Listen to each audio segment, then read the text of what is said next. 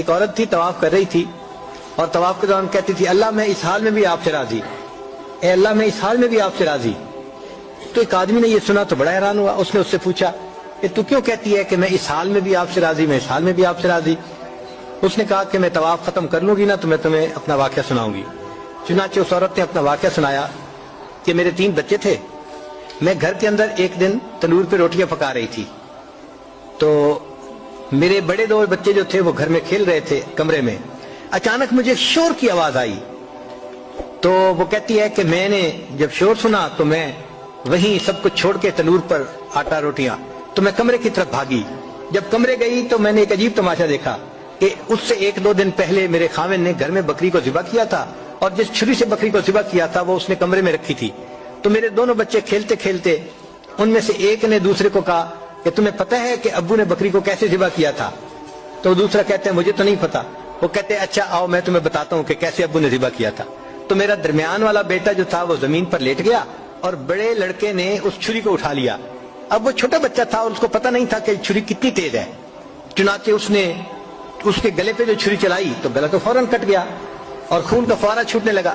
اب جب خون نکلا تو شور ہوا اور میں بھاگی ہوئی آئی تو میں نے دیکھا کہ میرا بچہ خون میں لت پت پڑا تھا اور اس کی جان نکل چکی تھی۔ اب میں نے سوچا کہ میرا بڑا بیٹا کہاں ہے جس نے یہ حرکت کی تھی؟ وہ ڈر کے بھاگ گیا تھا اور کہیں چھپ گیا تھا۔ کہنے لگی میں نے اسے دوسرے کمروں میں دیکھا تو کہیں نظر نہیں آیا۔ جب صحن میں آئی تو وہاں میں نے تنور کے لیے کچھ لکڑیاں رکھی ہوئی تھیں، ان لکڑیوں کے پیچھے وہ جا کے چھپا تھا۔ کہنے لگی میں نے پیچھے سے اس کو جا کے جب دیکھا تو اس نے مجھے کوئی جواب نہیں دیا۔ جب میں قریب گئی تو مجھے پتا چلا کہ اس جگہ کے اوپر ایک سانپ بیٹھا ہوا تھا۔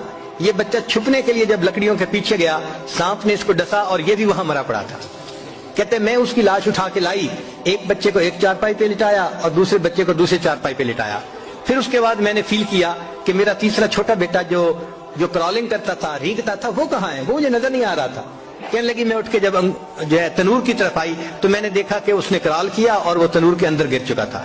تو میں نے اپنے زندہ بیٹے کو آگ کے اندر پورا جلتا ہوا دیکھا اور وہ بھی فوت ہو گیا تھا۔ تو میں نے تینوں بیٹوں کی لاشوں کو چارپائی پہ رکھا، پھر ان کو نہلایا، ان کو کفن دیے۔ جب تینوں کے جنازے ایک دن میں گھر سے نکلے تو میں عمرے کے ارادے سے آ گئی۔ اب میں طواف کر رہی ہوں اور اپنے اللہ کو کہہ رہی ہوں اے اللہ میں اس حال میں بھی آپ سے راضی ہوں۔ آپ ذرا غور کیجئے نا اس ماں کے دل پہ کیا بیتی ہوگی کہ ایک دن میں جس کے 3 بیٹوں کا جنازہ گھر سے نکلے اور پھر وہ طواف کرتے ہوئے کہہ رہی ہے اے اللہ میں اس حال میں بھی آپ سے راضی ہوں۔ تو ہم نے کہاں غم دیکھے ہیں، کہاں تکلیفیں دیکھی ہیں؟ ہم نے نہیں دیکھی۔ ہمیں تو اللہ نے بہت سہولت کی زندگی دی ہے۔